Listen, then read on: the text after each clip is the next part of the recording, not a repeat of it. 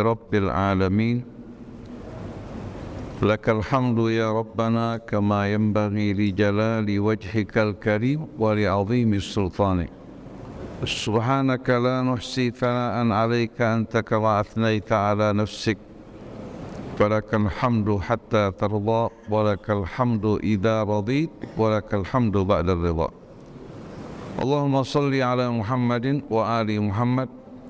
السلام عليك أيها النبي ورحمة الله وبركاته. السلام علينا وعلى عباد الله الصالحين والسلام عليكم أيها الصائمون ورحمة الله وبركاته.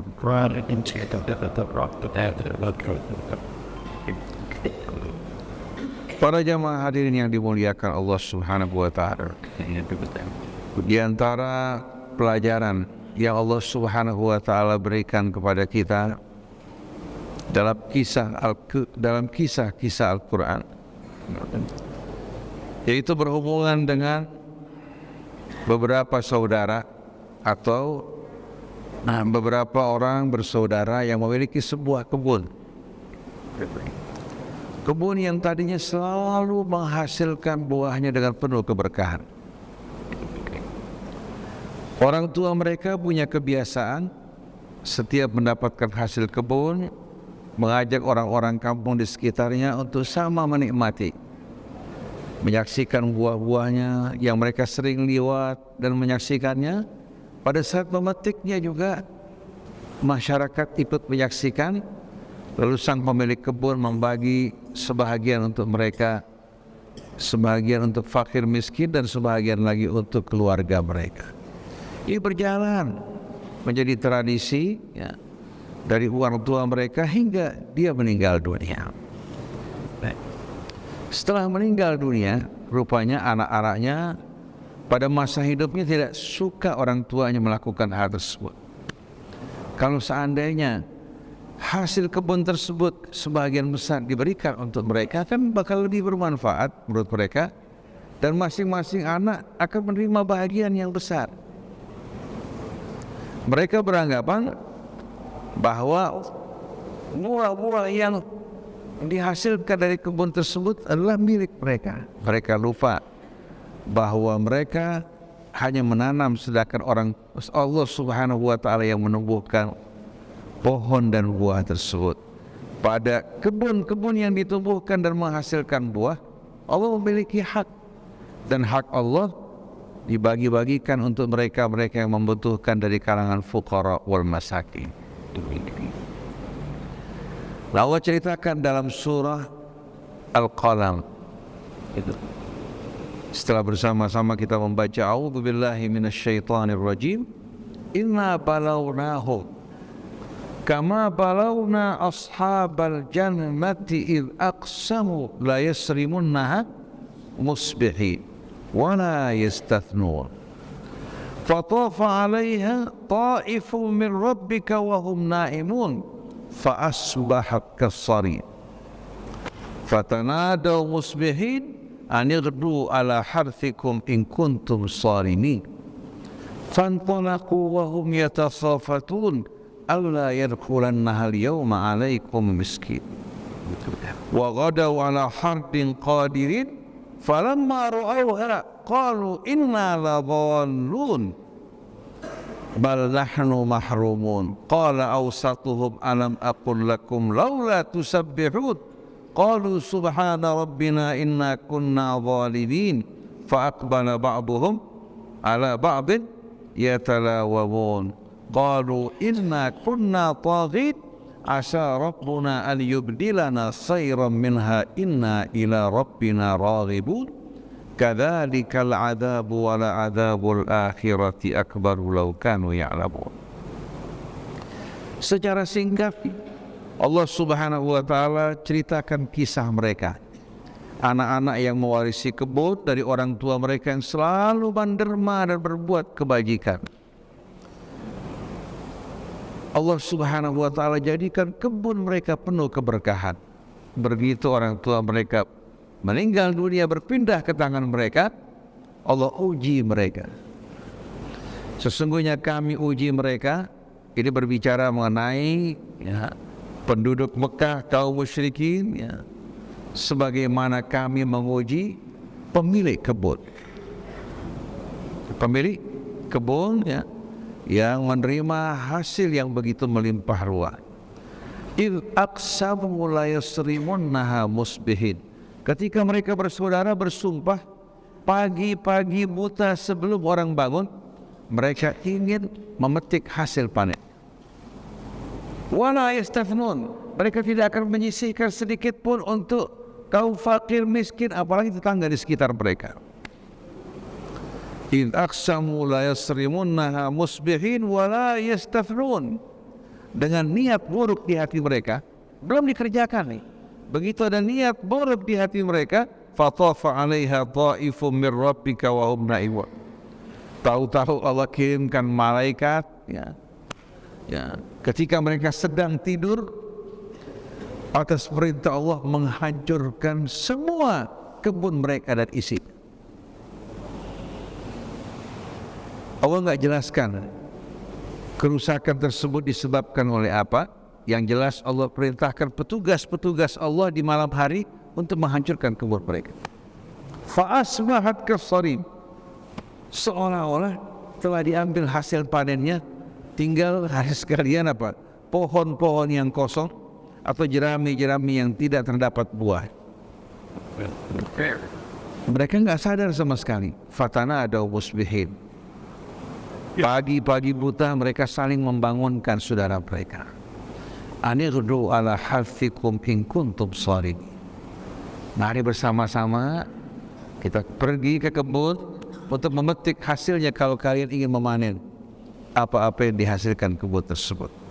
Fantalaqu wa hum yatafafatun alla yadkhulannaha al-yawma 'alaikum miskin. Akhirnya mereka berangkat pagi-pagi sebelum orang bangun sambil berbisik-bisik wa hum yatafafatun. Dengan suara yang lirih, mulai hari ini tidak diizinkan orang miskin masuk ke dalam kebun mereka. Fantalaqu wa hum yatakhafatun an la yadkhulannaha al-yawma 'alaikum miskin. Jangan izinkan orang miskin masuk ke tempat kalian. Keserakahan, ketamakan membuat akal sehat mereka hilang, membuat hasil kebun mereka hancur porak-poranda. Wa ghadaw ala hardin qadirin. Mereka merasa semua di tangan mereka, sudah siap untuk memetik hasil panen mereka sesuai dengan rencana mereka. Falamma ra'awha qalu inna ladallun.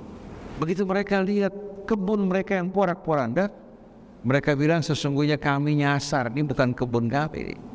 Kami ya nyasar. Karena kemarin lihat kebunnya masih dalam keadaan penuh dengan buah-buahan. Mereka bilang qalu inna kunna dhalin, kita tersesat ini. Tapi begitu mereka perhatikan ke sana kemari, bal nahnu mahrum, ternyata kami bukan tersesat, kami kehilangan segala-galanya. Bal nahnu mahrum. Pada saat tersebut fa'aqbala ba'duhum ala ba'bin yatalawamun. Akhirnya mereka salah-salahan gara-gara kamu yang serakah, yang lain bilang kamu juga serakah sama-sama, saling salah menyalahkan. Fa'aqbala ba'duhum ala ba'bin yatalawamun. Qalu alam aqul lakum laula tusabbihun. Sebagian berkata, kami sudah bilang kepada kalian, kenapa kalian tidak bertasbih dan bersyukur kepada Allah Subhanahu wa ta'ala. Akhirnya mereka mengatakan, qalu ya wailana inna kunna taghin asa rabbuna an yubdilana khairan minha inna ila rabbina raghibun. Ya Allah, kami mengakui bahwasanya kami telah melampaui batas, lupa diri, serakah dan tamak. Semoga Tuhan kami menggantikan kami di masa akan datang yang lebih baik daripada apa yang hilang dari tangan kami. Lalu Allah Subhanahu wa ta'ala katakan, kadzalikal adab, demikianlah adab Allah. Wala adzabul akhirati akbaru law kanu ya'lamun. Dan adab di hari akhirat nanti akan lebih besar kalau mereka tahu. Jadi orang yang diberikan rezeki, diberikan kelebihan, jangan beranggapan bahwa itu apa?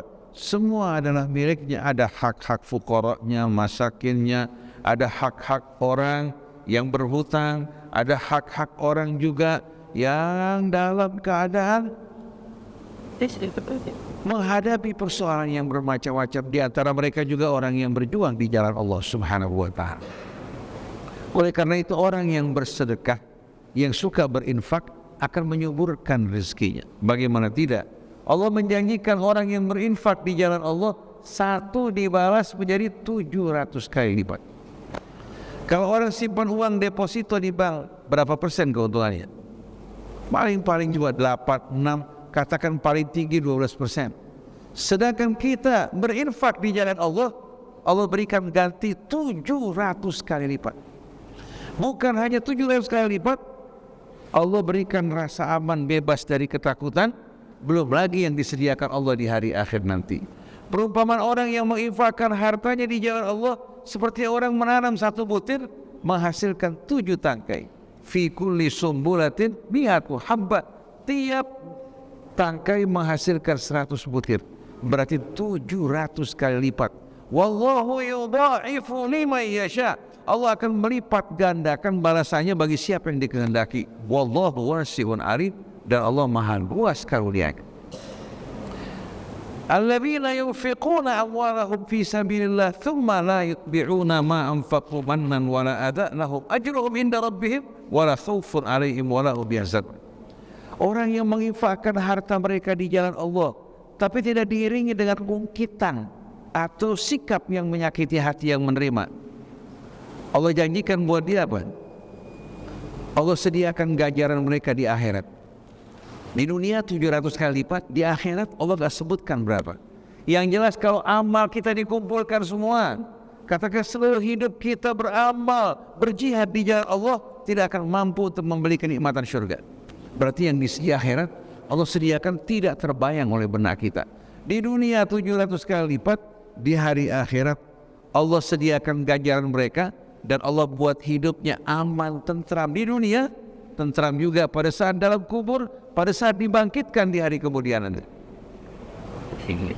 Tapi sayang, banyak orang justru apa? Kikir untuk dirinya sendiri. Padahal di saat dia berbuat kebaikan, dia berbuat kebaikan untuk diri sendiri. Saya kisahkan satu dari masa lampau yang diceritakan Rasulullah, satu lagi dari kisah nyata ya, yang terjadi pada keluarga saya yang dekat sekali. Rasulullah bercerita, di antara kisah orang sebelum kalian, ada seorang yang berjalan di tengah-tengah padang. Tahu-tahu dia mendengarkan suara dari awan. Ya sahab, iskri mazra'ata fulan. Wahai awan, sirami kebun si fulan. Hadis ini ma'ruf dalam Riyadhus Shalihin. Iskri mazra'ata fulan. Akhirnya orang ini terheran-heran. Kok kenapa hanya kebun si fulan disirami? Dia bergegas-gegas datang ke kebun si fulan. Ternyata kebun si fulan basah disirami hujan dan sekitar, sedangkan yang lain tidak. Akhirnya orang ini penasaran, kenapa ini orang mendapatkan hak istimewa. Dia datang kepada pemilik kebunnya. Dia bertanya, apa yang kalian lakukan hingga kalian menerima hujan sedangkan di tempat lain tidak hujan? Kan kita sering lihat hujan di sebelah sini nggak hujan kan? Dia mengatakan, saya nggak buat apa-apa, cuma saya setiap mendapatkan hasil kebun saya bagi menjadi 3 bahagian. Sepertiga untuk fuqara wal masakin yang di sekeliling saya. Yang sepertiga saya tinggalkan di pohon untuk burung-burung dan hewan-hewan. Yang sepertiga saya ambil buat saya dan keluarga saya. Ini orang pantas Allah Subhanahu wa ta'ala berikan kamu keutamaan karena kamu berbagi bukan hanya untuk manusia, bahkan hewan-hewan. Oleh karena itu, tahu gak para jamaah sekalian, pohon duku ya, yang paling bagus hasilnya zaman dulu dicondet, baru mereka petik kalau sudah kelawar memakan sebahagiannya. Setelah kelawar memakan sebahagiannya, petani-petani duku baru memetik hasilnya. Kalau sekarang karena takut dimakan kelawar, mereka ambil buahnya dalam keadaan tidak matang. Rasanya nggak nyaman sama sekali. Jadi berbagi bukan hanya dengan manusia, hewan pun mempunyai hak untuk mendapatkan apa? Nikmat Allah Subhanahu wa taala. Ini cerita diceritakan oleh Nabi kita Muhammad sallallahu alaihi wasallam.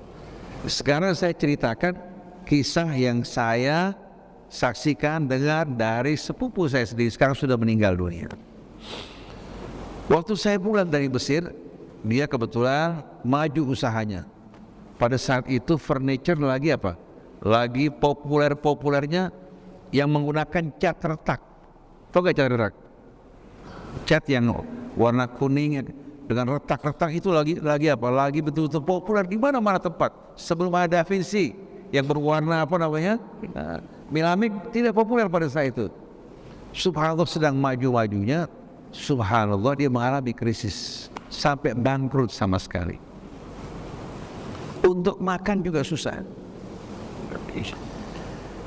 Akhirnya satu hari dia lagi mengontrak di daerah Tanah Abang bersama istrinya, duduk depan rumah sambil mengharapkan rahmat Allah Ta'ala. Datang satu orang minta bantuan. Jadi kira-kira sekitar tahun 87 lah mungkin, atau 88. Pada saat itu uang masih berharga. Datang minta bantuan, sedangkan sahibul bait punya uang cuma 500 rupiah. Si suami keluarkan uang 500, kasih buat itu orang. Dia berharap dari rahmat Allah. Istrinya tepuk, itu kan bisa buat makan malam, beli gado-gado kita makan berdua. Suami bilang apa? Kalau kita sisain 500, berapa kali makan? Sekali makan. Kita minta sama Allah. Allah berjanji siapa yang berbuat kebaikan, Allah gantikan dengan yang lebih baik. Akhirnya duduk lagi. Duduk beberapa lama kemudian lagi duduk, satu orang masuk celana celinguk. Dia bertanya, ini rumahnya Bapak Fulan? Betul. Saya cari-cari Bapak dari workshop Bapak di Kebon Baru, ya. Saya cari-cari, katanya Bapak udah pindah. Saya dulu pernah pesan furniture dalam jumlah besar dari Bapak. Ini orang bilang sekarang saya sudah bangkrut, gak punya apa-apa sama sekali. Tapi Bapak masih kerjakan gak? Masih kerjakan. Saya bayar kalau gitu separuh harga di muka. Saya butuh 1 kontainer untuk dikirim ke Singapura. Dalam jumlah besar nih. Dikasih uang muka separuh. Sebelumnya padahal gak banyak berinteraksi. Ini orang begitu terima uang separuh dalam jumlah besar ini pada saat itu. Dia bilang sama istrinya, kamu lihat nggak? Kalau saya pegang 500 ribu tadi, ini orang bisa pergi tempat lain. Tapi Allah kirimkan buat saya, ya, yang bisa kembali menghidupkan kita kembali. Langsung malam itu dia berangkat ke Demak, panggil orang dari Demak, ya, mulai beli kayu, beli peralatan kembali, buka usaha lagi.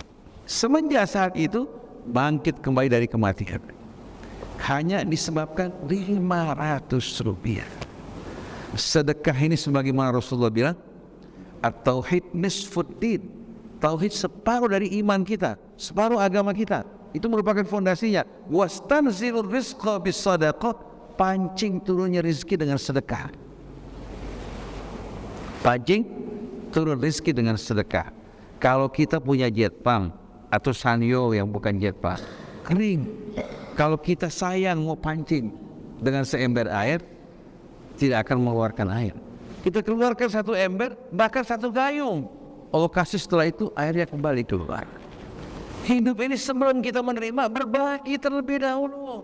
Jangan kita hanya berpikir untuk menerima, setelah itu kita tutup dan kuasai, rahmat Allah tidak akan turun sama sekali. Oleh karena itu biasakan dari mulai sekarang kita berbagi, dan ini sebetulnya untuk kita, bukan untuk orang lain. Orang lain hanya menerima 1, kita terima 700 kali lipat dari rahmat kemurahan Allah. Nah, maka dari sini mari bersama-sama hari sekalian kita bahagiakan orang di sekeliling kita, Allah akan bahagiakan kita.